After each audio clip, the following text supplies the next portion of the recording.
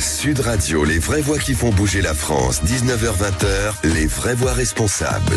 On est ravis de vous retrouver. Comme tous les mercredis, on parle des entreprises avec Philippe David. Ça va, mon Philippe? Ça va très bien, et vous? Écoutez, très bien. Moi, ça va très bien.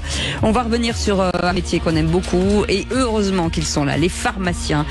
Au sommaire de cette émission, et c'est assez rare pour être remarqué, nos pharmaciens vont se mettre en grève le 30 mai prochain, lassés par la dégradation de leurs conditions de travail. La profession est inquiète pour sa pérennité. L'objectif est de faire entendre leurs revendications en matière d'économie, de recrutement et de pénurie de médicaments, Philippe. Autre enjeu, le montant de la rémunération des pharmaciens pour faire face à leur nouvelle mission, car Internet ne peut pas tout. Et surtout, il y a un enjeu de santé à ne pas laisser des médicaments en vente libre sur le web. On vous souhaite la bienvenue avec nos invités, c'est les vraies voix responsables. Les vraies voix Sud Radio. Et ils sont tout autour de cette table. En premier, forcément, Audrey Lecoq, gérante et fondatrice de Pharmazone. Bonsoir, merci d'être avec nous. Christine Beer est avec nous, pharmacien installé à Paris dans le 13e arrondissement. Merci d'avoir accepté notre invitation. Rodrigue Besset, pharmacien installé en Dordogne et co-associé de Pharmazone. Bonsoir. Bonsoir. Et puis Samir Thévenot, cofondateur de Capteur Protect, un ancien sportif de haut niveau et diabétique de type 1. On vous remercie en tout cas d'avoir accepté notre invitation. D'abord, on revient sur cette entreprise. C'est une entreprise assez exceptionnelle puisqu'elle est favorisée par les trophées, par les prix, par les assez incroyables. Audrey Lecoq, cette belle entreprise d'ailleurs dont on va parler, mais qui a obtenu déjà le trophée Optimiste en partenariat avec Sud Radio sur le secteur électron libre, la médaille d'honneur à l'Assemblée nationale pour l'innovation française et pléthore d'autres prix. De quoi parle-t-on aujourd'hui quand on parle de Pharmazone ? Quand on parle de Pharmazone, on parle du pharmacien de proximité. Oui. Voilà, vraiment celui qui va accompagner notre santé au quotidien. Je pense qu'on s'en rend pas toujours compte, et donc le rôle de Pharmazone, c'est de recentrer un peu le regard des gens sur le pharmacien. Ce n'est plus le pharmacien riche qui va au golf pendant que les autres travaillent. Ça, c'était avant. Mais vous me passerez l'expression, mais tournez Kazakh, parce qu'au départ, vous n'avez pas fait des études de pharmacie, non. Vous étiez en grande distribution. Et la pharmacie, vous êtes tombée dedans, donc pas en étant toute petite. Pas du tout en étant Comment ça s'est fait ? Eh bien, ça s'est fait par expérience personnelle. Et effectivement, ma première passion, c'est tout ce qui est négociation et achat. Donc très rapidement, j'ai tracé ma route vers la grande distribution, parce que quand on parle négociation, on reconnaît la grande distribution un vrai talent. Donc j'ai fait mes premières armes dans la grande distribution, mais ce qu'on peut reconnaître aussi à la grande distribution, c'est son manque d'humanité totale, puisque finalement leur négociation, c'est plus de l'épuisement humain, et au moment où vous avez épuisé l'autre, vous pouvez obtenir ce que vous voulez. Donc je me suis dit que ça allait être un peu long comme carrière. J'ai suivi mon mari dans une ville qui est Chartres, qui est une très belle ville. Surtout que c'est la ville natale de Cécile de Bélibus. Alors on comprend même pas que ce ne soit pas déjà capitale de la France, mais c'est les Bosserons, des gens charmants. Je vous flatte bien dans du monde. Philippe David. Le siège de l'ONU d'ailleurs. Mais voyez loin pour moi, arrêtez. C'est là où il y a le blé. Oui, c'est ça. Passez pas bon, on s'en fout, ça c'est un autre sujet. Je me suis égarée. C'est ça. Et donc à Chartres, je trouve pas de travail dans la grande distribution. Et je regarde un peu ce qui existe, parce que comme tout le monde, j'ai besoin de bosser. Et je vois un poste de disponible de cadre chez un grossiste en pharmacie. Donc le grossiste en pharmacie, c'est celui qui livre tous les jours, 2 fois par jour, toutes les pharmacies en France sur le médicament remboursé. Et là, un constat. Assez fou. Je rencontre les premiers pharmaciens, il se passe 2 choses. La première, je tombe sur des gens absolument débordés, avec des missions qui sont très larges, et on y reviendra, j'espère, tout au long de l'émission. Voilà, mais avec beaucoup de missions, beaucoup de sollicitations, puisqu'ils rencontrent l'ensemble des laboratoires pharmaceutiques quand ils viennent les voir, avec des commerciaux qui arrivent avec leurs mallettes, qui eux ont été formés à la négociation et au commerce. Il faut savoir que le pharmacien, lui, n'a pas du tout été formé à ça. Et donc les premiers pharmaciens que je rencontre, j'ai sincèrement cette impression de les plaquer contre un mur. Voilà, je me sens extrêmement puissante en capacité de négociation, et j'ai des gens en face de moi qui sont bien souvent passionnés par leur métier, mais qui ont aussi un rôle d'acheteur malgré eux. Voilà. Et je me dis, mais finalement, pourquoi les centrales d'achat que j'ai connues en grande distribution n'existent pas en pharmacie, avec comme seul objectif de dire, on va faire ce qu'ils n'aiment pas faire pour les laisser faire leur métier du quotidien. Et donc Pharmazone naît. Aujourd'hui, c'est une plateforme. Je vous laisse l'expliquer parce que vous le connaissez mieux que moi. Oui, on a deux métiers. Alors on a un métier historique. Pharmazone a été créé en 2015 et notre premier métier, c'est effectivement d'être une centrale d'achat. Donc on achète en gros, on négocie auprès des laboratoires pharmaceutiques. On couvre toute la sphère qui représente à peu près 20% du chiffre d'affaires d'une pharmacie. Donc la sphère qui est le médicament non remboursé, la parapharmacie et tous les accessoires annexes que l'on peut trouver. Donc la partie médicaments remboursés est, elle, réservée aux grossistes répartiteurs. Alors vous avez lancé un nouveau concept, c'est une contraction de deux mots, le phygital, mélange de physique et la fin de digital, qui, faut-il le rappeler, veut dire numérique en français. Exactement, ça c'est la seconde activité donc, qui a été lancée il y a 3 ans. Moi je suis fille de commerçant et je suis une très très grosse consommatrice en ligne. Mais vraiment, vous venez chez moi, mon mari me déteste parce qu'il va à la déchetterie tous les dimanches matin. Donc, je dis pas que vous êtes une Amazon, c'est parfait. Joli. Non, plutôt une Pharmazone. Joli aussi. Et donc oui, je commande beaucoup en ligne et je me suis souvent affrontée avec mon père sur ce sujet qui m'a dit mais Audrey, s'il y avait que des consommatrices comme toi, il n'y aurait plus de commerce physique et on a besoin de nos bourgs, de nos centres-villes qui sont quand même l'essence même de notre vie. J'avais un peu de mal à argumenter sur ça. Par contre, là où je lui répondais, c'était oui, mais en fonction de mon rythme de vie, de la disponibilité du produit, Internet, c'est quand même sacrément magique. Et donc, mon idée, c'est un peu un pied de nez à ça, c'est de dire, bah tiens, regarde papa, je vais créer un site Internet. Mais par contre, ce site Internet, il va servir la proximité. Donc, c'est ce qu'on fait avec Pharmazone aujourd'hui. À chaque fois qu'un achat est généré sur le site, il est toujours donné à une pharmacie de proximité, peu importe le lieu de livraison. Vous pouvez être livré chez vous. Mais par contre, ça sera la pharmacie de proximité qui encaissera la transaction. Et ça, c'est génial. Ça, c'est une super bonne idée. Vous savez quoi, on va faire une petite pause. On va revenir dans quelques instants parce qu'on a pas mal de questions à poser et plus largement sur le métier de pharmacien, bien entendu. 0826 300 300. Si toutefois vous voulez poser des questions, vous êtes forcément les bienvenus. On est ensemble jusqu'à 20h. 19h-20h, les vraies voix responsables. Bienvenue dans les vraies voix responsables avec Philippe David. Nous sommes ensemble jusqu'à 20h. On parle des pharmaciens aujourd'hui. Vous savez, ces officines que vous affectionnez particulièrement parce qu'elles sont toujours là hein, quand vous avez besoin de quoi que ce soit. Avec nos invités ce soir qui sont assez nombreux. Audrey Lecoq est avec nous, gérante et fondatrice de Pharmazone. Christine Beer, pharmacien installé à Paris. Rodrigue Besset qui est pharmacien installé en Dordogne et co-associé de Pharmazone. Et Samir Thévenot qui est cofondateur de Capteur Protect, un ancien sportif de haut niveau. Et on va revenir avec vous, Christine Beer, pour faire un état des lieux, finalement, de ces pharmacies. Parce que c'est vrai qu'on a l'impression qu'il y en a aux 4 coins de la France, qu'il y a un maillage territorial important, c'est vrai. C'est vrai. Et aujourd'hui, ça représente combien d'officines ? Alors, on vient de passer tout juste sur la barre des 20 000 pharmacies en France. On a longtemps été autour de 20 000. Là, on vient de passer sous la barre des 20 000. C'est un seuil un peu symbolique.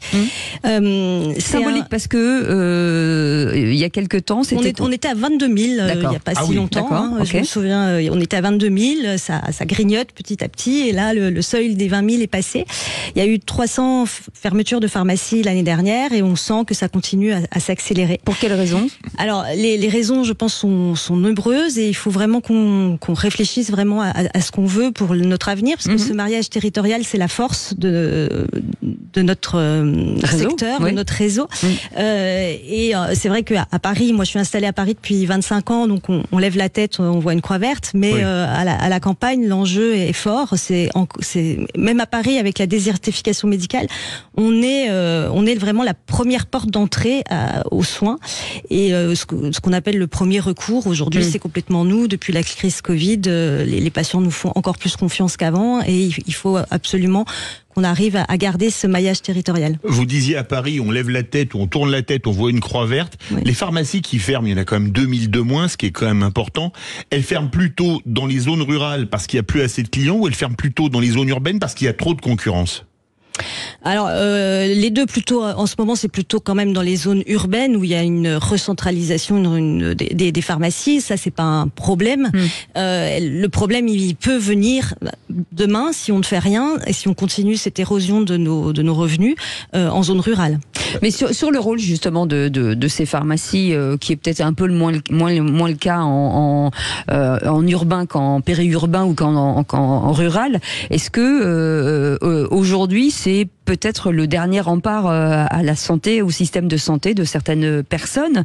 Et le rôle du pharmacien s'est élargi énormément. Alors, notre rôle, il est devenu, moi c'est un métier qui me passionne depuis 25 ans et je suis ravie de pouvoir partager ma passion aujourd'hui, même si on a beaucoup de revendications parce qu'on nous a demandé beaucoup de choses suite au Covid, suite à la désertification médicale. Pendant aussi. Pendant le Covid, suite à la crise Covid. Pendant le Covid, j'ai l'impression qu'on a tout fait. Et donc le réseau est fatigué aussi suite à ces 4 années quand même où on nous a beaucoup demandé.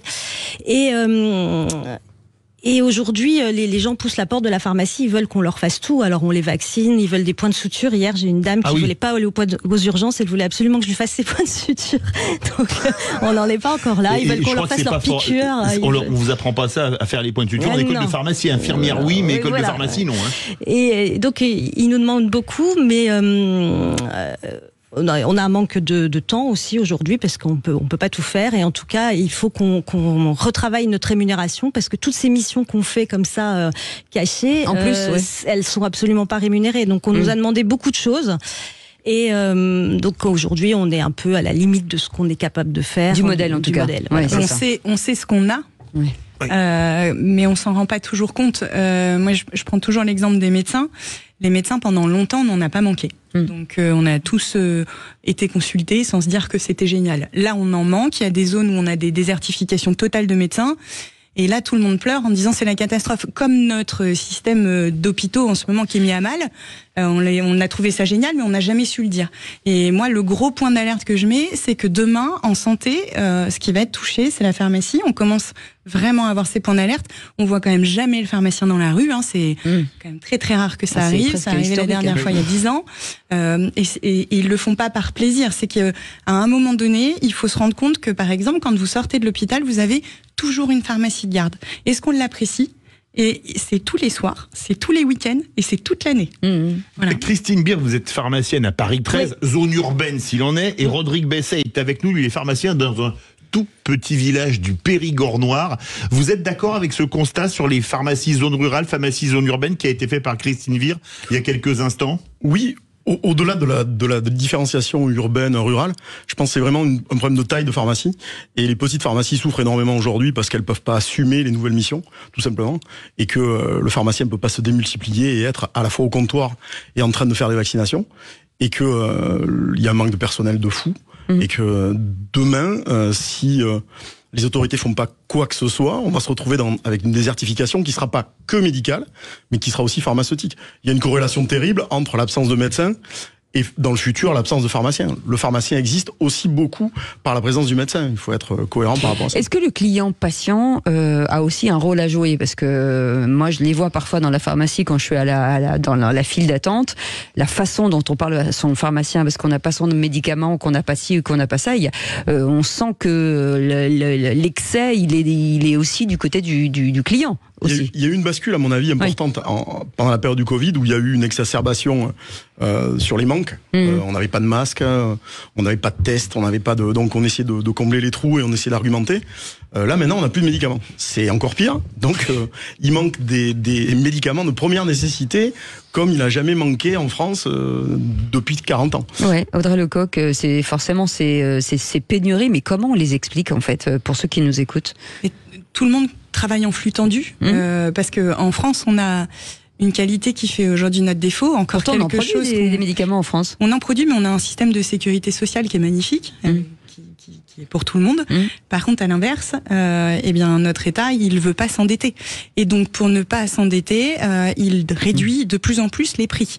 Et donc à partir du moment où les façonniers tombent dans la limite de la rentabilité sur un médicament, ils les envoient à l'étranger. Ils vont les envoyer à l'étranger parce qu'ils le vendent plus cher, en fait, tout simplement. C'est pour ça qu'on manque aujourd'hui. Christine Beer, alors, si je dis une bêtise, vous me reprenez. Pour ouvrir une pharmacie, on fait pas ça comme ça. Il y a des quotas par rapport au nombre d'habitants, par rapport à une zone de chalandise.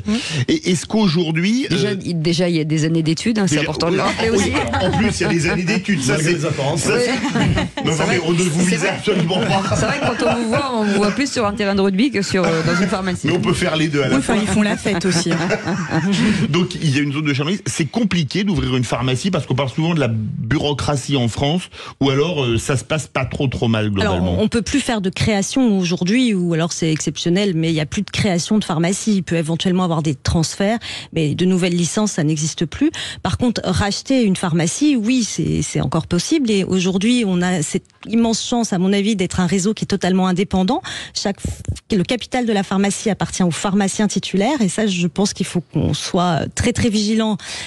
On est toujours très vigilant pour garder ce monopole. Mais pour pas être acheté par des fonds de pension, etc. Voilà, parce que ce qui nous comme certaines cliniques, j'ai quelques idées en tête. La financiarisation de la santé et du réseau officinal, ça serait vraiment une catastrophe. Parce que là, on sait très bien comment ça se passe. En 2-3 mouvements, les pharmacies pas rentables, elles ferment. Et puis alors là, en zone rurale, effectivement, il n'y a plus rien. Donc nous, on se bagarre vraiment pour ça, et ça fait partie des revendications de la grève du 30. Ce qui est intéressant avec vous, Audrey Lecoq, c'est que vous permettez certainement à des pharmaciens aujourd'hui, on parlait de petites officines en ruralité, alors il n'y a pas des milliards de clients, mais quand même, finalement, d'avoir un chiffre d'affaires, parce que vous leur envoyez des clients, même si les clients ne sont pas physiquement dans la pharmacie. Effectivement, on leur permet d'avoir un catalogue de produits qu'elles n'auraient jamais, si elles ne travaillaient pas avec nous. Ce matin, j'ai pensé à cette émission, puisque j'ai reçu un appel qui m'a particulièrement touchée. Je ne sais pas si vous avez suivi cette actualité, mais il y a une pharmacie aux Hermites, en Indre-et-Loire, donc vraiment zone rurale très repliée. Un couple de pharmaciens installés depuis toujours là-bas, qui veut partir en retraite, et ça fait 2 ans qu'ils essayent de vendre leur pharmacie. Ils n'arrivaient pas à la vendre, donc ils l'ont mis à 1 euro symbolique. Mais non. Voilà. Non. Et il y a un jeune pharmacien qui vient de reprendre cette pharmacie. Donc ça, c'est une super nouvelle pour les Hermites qui gardent sa pharmacie. Il avait l'apport, c'est bien. Et qu'est-ce que fait Il n'a pas besoin de prendre un crédit à la banque, ça allait. Faites attention, vous faites des blagues de Philippe David. Vous êtes sur une mauvaise pente. Merci de reconnaître ma bonne influence dans cette émission. Et qu'est-ce que fait ce pharmacien qui reprend cette petite pharmacie? Il appelle Pharmazone. En disant, de toute façon, à la fois sur mes achats et à la fois sur la vente en ligne, je vais avoir besoin de Pharmazone. Et pour moi, c'est une grande fierté, parce que ça veut dire que j'ai réussi ce que je voulais faire, apporter une solution aux pharmacies de proximité, leur permettre d'avoir une offre qui est quand même compétente et développer leur chiffre d'affaires. Et développer leur chiffre d'affaires. Oui, parce que ce qui est important, c'est que eux ne stockent pas. C'est-à-dire qu'il y a des petites pharmacies qui n'ont pas les moyens d'avoir des stocks. Ils n'avancent pas l'argent. En fait, ils ne touchent que finalement peut-être un peu de commission. Au moins sur l'environnement produit que je représente, parce qu'il faut savoir que le stock d'une pharmacie, si on prend un commerce physique, si on élargit au commerce physique de manière générale, la pharmacie est le commerce qui porte le plus gros stock. C'est-à-dire qu'on est sur une profession d'indépendants. Et entre 7 et 9% de leur chiffre d'affaires, c'est du stock. C'est du stock. C'est du stock. Rodrigue Bessès, si vous n'aviez pas justement tous ces produits annexes et connexes à la santé, est-ce que une pharmacie aujourd'hui pourrait être viable? Non. Je pense pas. Je pense pas. Après, il y a des pharmacies qui sont toutes ordonnances, mais c'est très particulier. Et aujourd'hui, sans ces produits-là et sans la possibilité que l'on a de ne pas avoir de stock via Pharmazone, justement, on arriverait difficilement à vivre, au moins dans certaines zones rurales, c'est une certitude. Mais quel moyen vous voulez développer aujourd'hui? Quel service vous pouvez développer? On parle de la téléconsultation qui pourrait être chez vous, mais pareil, si vous êtes derrière votre comptoir tout seul dans l'officine, c'est difficile de tout gérer en même temps. La téléconsultation, on l'a déjà. On est très nombreux en pharmacie, en zone rurale, vu la désertification, à avoir pris des kiosques de téléconsultation qui fonctionnent plutôt bien, mais qui sont pas un remplacement complet du tout-bib. Le médecin a une obligation de voir le patient dans certains cas, et ce n'est qu'un complément, la téléconsultation. C'est un complément qui aujourd'hui nous sert énormément pour les renouvellements de certaines pathologies chroniques, pour la mamie qui a pas eu son antidépresseur et que l'on ne peut pas arrêter, bien sûr, de façon intempestive. Mais ça reste quand même du dépannage. Ça peut pas remplacer les médecins au quotidien. Mais Audrey a parlé d'un mot dans la grande distribution qu'on n'aime pas, c'est le stock, parce qu'on dit toujours que le stock ça coûte de l'argent. Comment est-ce que vous faites, vous, avec des produits quand même qui se périment et qu'on peut pas vendre après une date X, Y ou Z?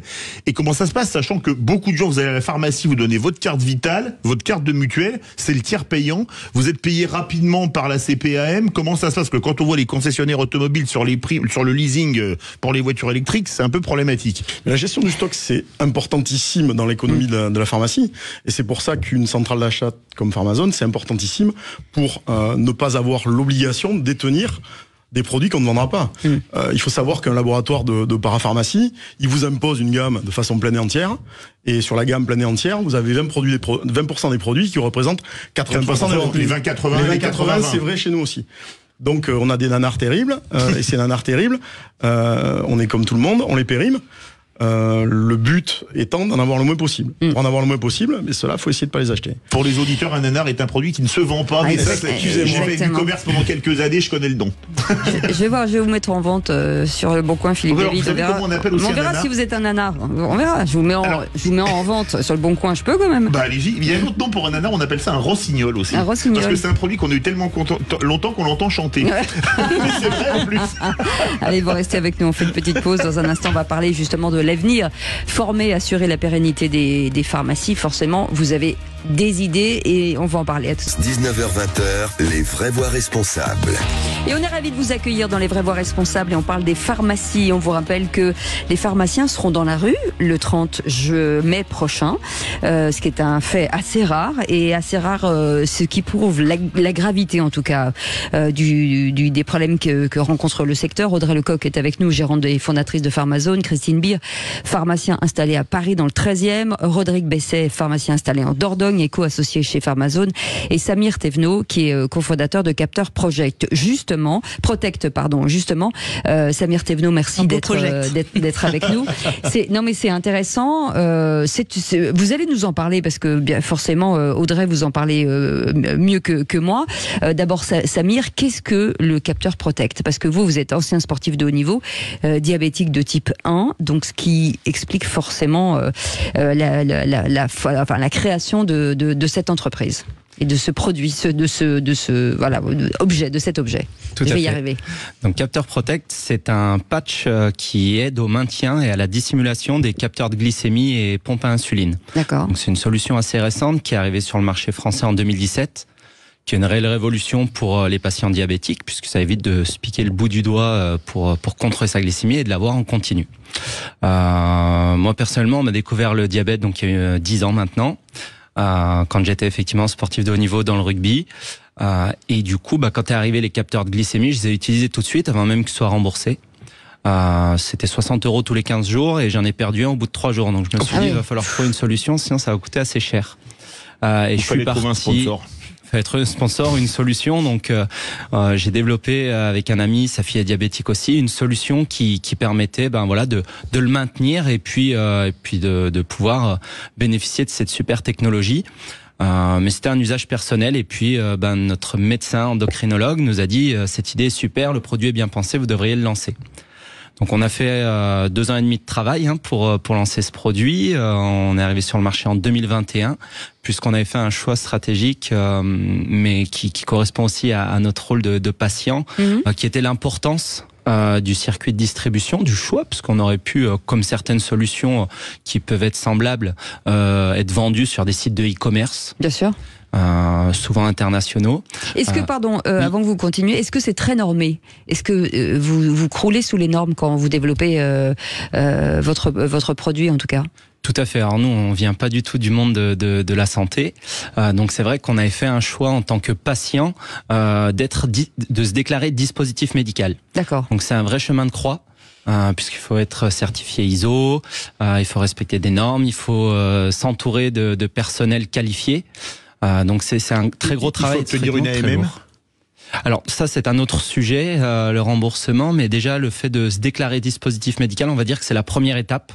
L'AMM vient par la suite, mais en tout cas, oui, c'était un gros travail. Et c'est le plus long dans le processus, finalement? C'est le plus long dans le processus. Oui. Et en plus, c'est quelque chose qu'on aime beaucoup sur Sud Radio, vous le faites made in France. Tout à fait. Dans une région magnifique, on a dit le plus grand bien de la Dordogne, mais la Drôme, et quiconque connaît la Drôme provençale, ses champs de lavande, le nougat de Montélimar, etc. On peut en parler, allez-y. C'est ça, tout à fait, les ravioles de Romans, absolument. On peut aussi en parler. Depuis une demi-heure d'émission, j'ai pris 10 kilos avec vous. Allez-y.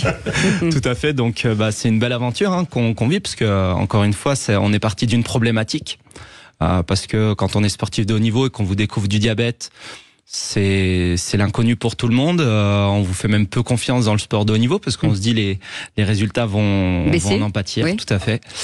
Donc c'est une belle aventure qu'on vit puisqu'en 3 ans, donc aujourd'hui on est présent dans un peu plus de 10 000 pharmacies physiquement. Ce qu'il faut savoir pour compléter le sujet, c'est qu'on a à peu près 3-4 000 pharmacies en direct. Et le reste des pharmacies qui ont référencé le produit passent par des grossistes et répartiteurs ou des plateformes comme Pharmazone, puisque c'est Pharmazone est notre premier partenaire qui nous a fait confiance dès le début. Ça concerne combien de personnes le diabète aujourd'hui, c'est colossal en fait. Le diabète, c'est un peu plus de 4,5 millions de patients en France. Donc c'est 8% de la population à peu près.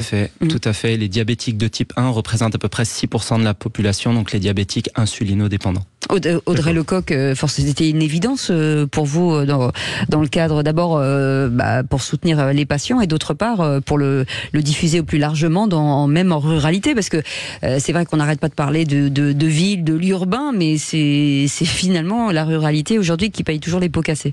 On a des très très belles innovations en santé. Moi, je suis passionnée par l'innovation et effectivement quand je trouve des pépites comme ça, des très beaux produits, je suis contente de pouvoir permettre la distribution en pharmacie et pas qu'en centre-ville, parce que souvent c'est le problème, c'est que vous allez retrouver des produits dans les grandes pharmacies qui ont un rôle un peu plus grande surface et les plus petites vont mettre du temps à accéder à ces produits-là.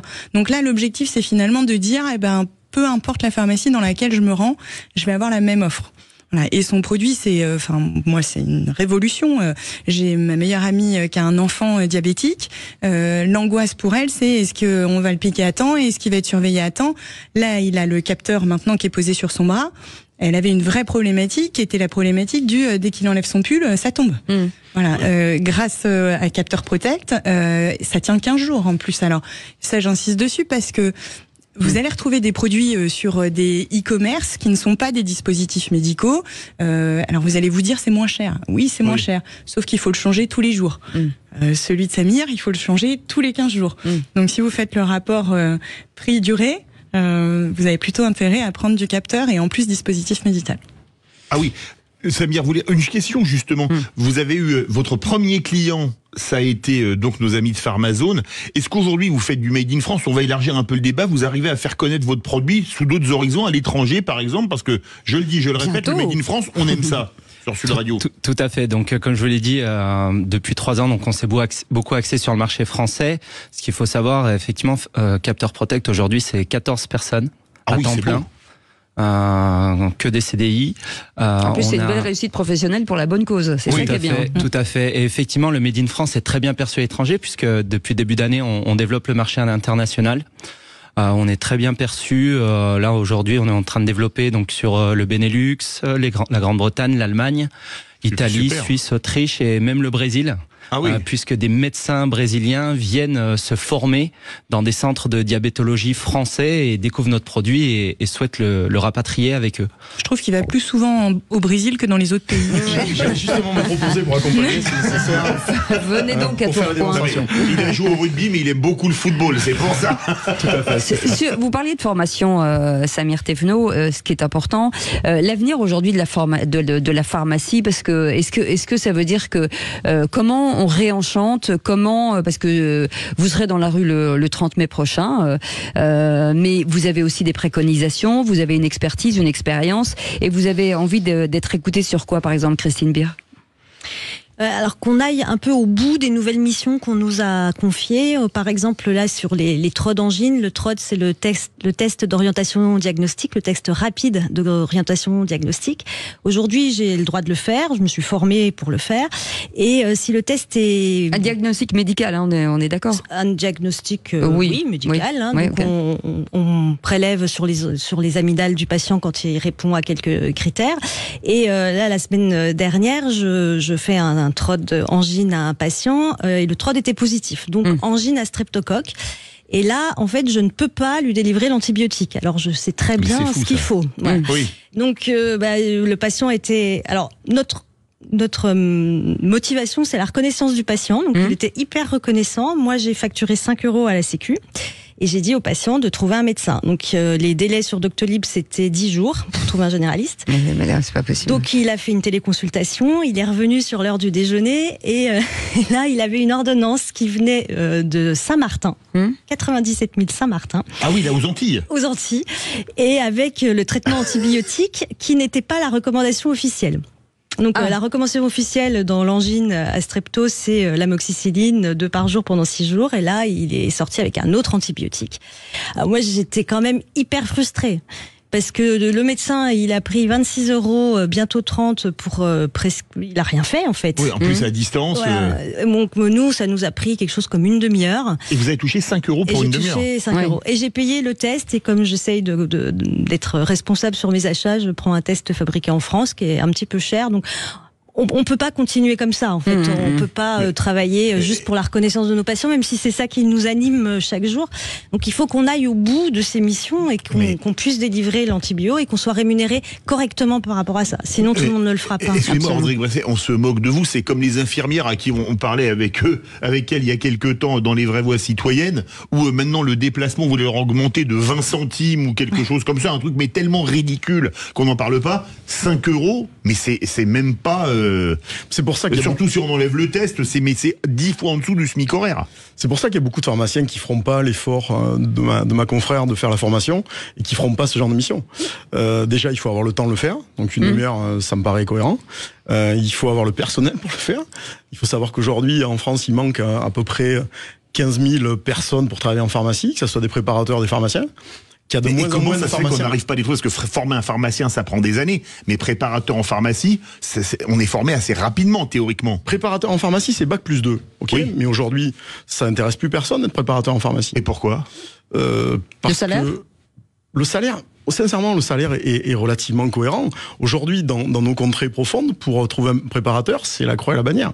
C'est le mercato. Est-ce qu'il y a on plus appelle les préparateurs des confrères pour essayer de les débaucher. C'est une vraie problématique. C'est une vraie problématique. Il n'y a plus de vocation autour de la santé. Quand vous êtes préparateur à l'origine du métier, c'est parce que vous avez quand même une sensibilité autour de la santé et de l'accompagnement du patient.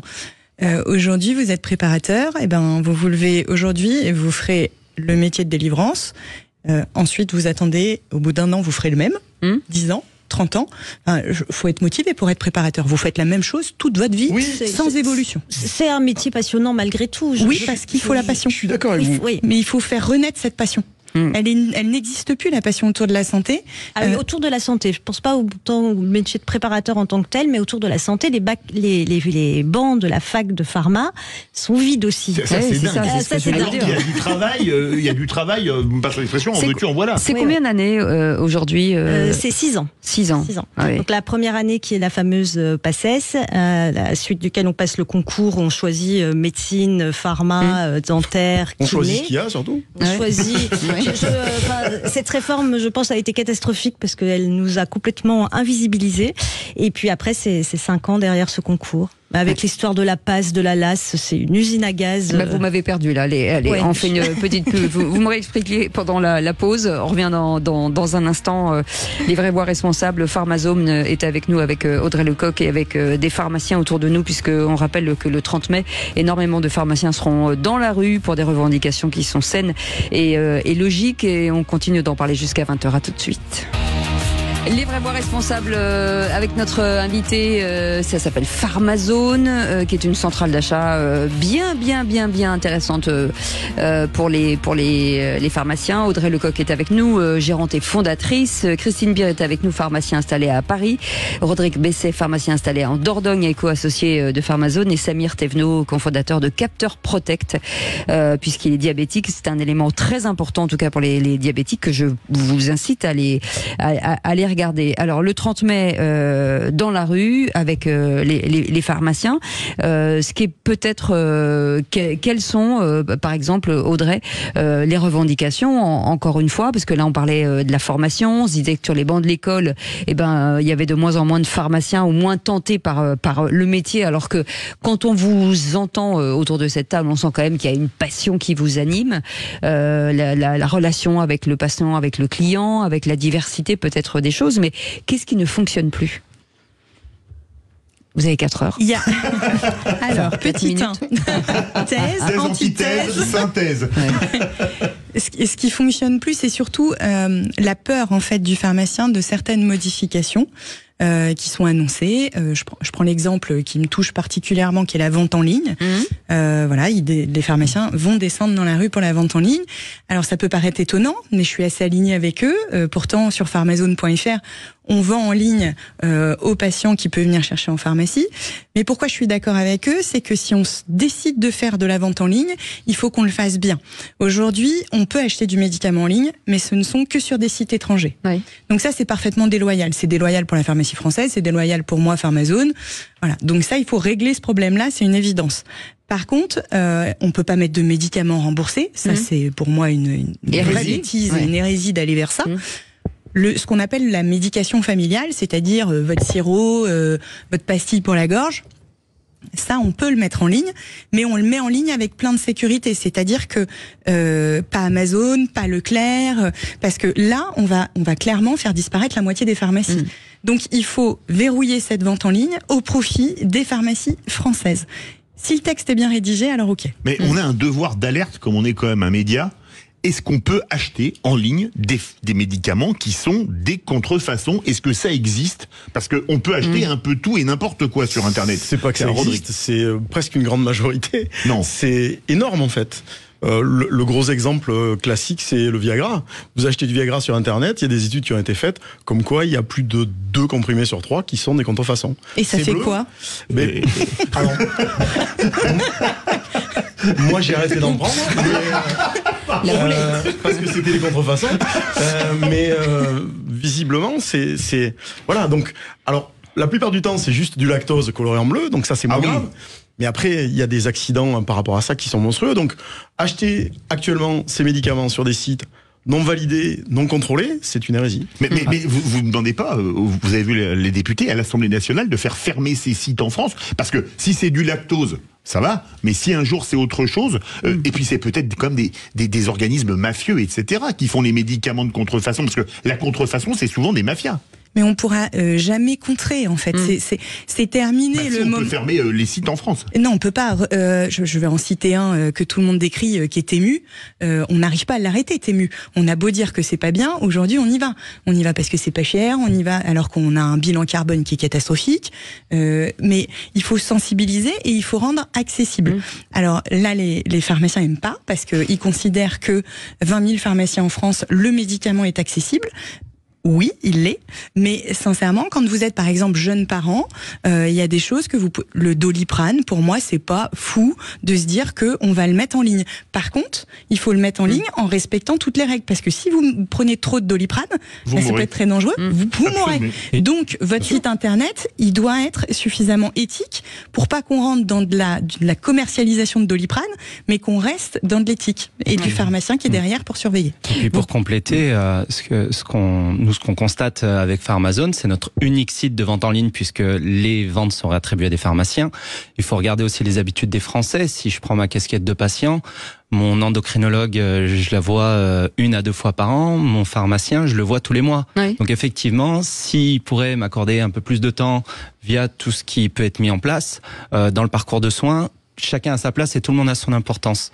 Et je prends l'exemple de nos produits vendus aux patients sur Pharmazone. Eh ben, quasiment 1 produit sur 2 est récupéré en click and collect dans une pharmacie. Donc c'est que les patients ont bien toujours, même s'ils commandent en ligne, ont bien la volonté et l'habitude d'aller chercher ces produits à la pharmacie. Ça, c'est une bonne chose. Sur les co-responsabilités, sur les pharmaciens et pharmaciennes éthiques, Christine Beer, aujourd'hui, il nous reste à peu près 2 minutes. C'est quoi une pharmacie éco-responsable?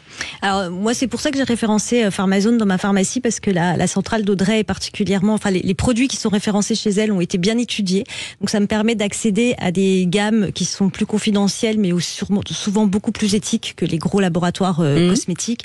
Et pour ces labos aussi, ils n'ont pas les moyens d'avoir des forces commerciales sur toutes les pharmacies. Donc moi, ça m'aide vraiment pour mon référencement éco-responsable. Et d'une manière plus générale pour la pharmacie, moi je milite pour la sobriété médicamenteuse parce que je pense que c'est que vers ça qu'il faut qu'on puisse aller.